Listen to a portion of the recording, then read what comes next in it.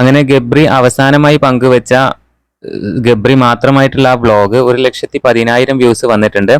നിരവധി കമന്റുകൾ വന്നിരുന്നു. ജാസ്മിൻ ഇല്ലാത്തത് കൊണ്ട് ഈ വീഡിയോക്ക് റീച്ച് കുറയും എന്നൊക്കെ പറഞ്ഞിരുന്നു. എന്നിരുന്നാലും ആ വീഡിയോയിൽ ഗബ്രി മാത്രമേ ഉള്ളൂ, ജാസ്മിൻ ഉണ്ടായിരുന്നില്ല. എന്തായാലും ആ വീഡിയോക്ക് ഇപ്പോൾ 1,10,000 വ്യൂസിൽ കൂടുതൽ വന്നിട്ടുണ്ട്.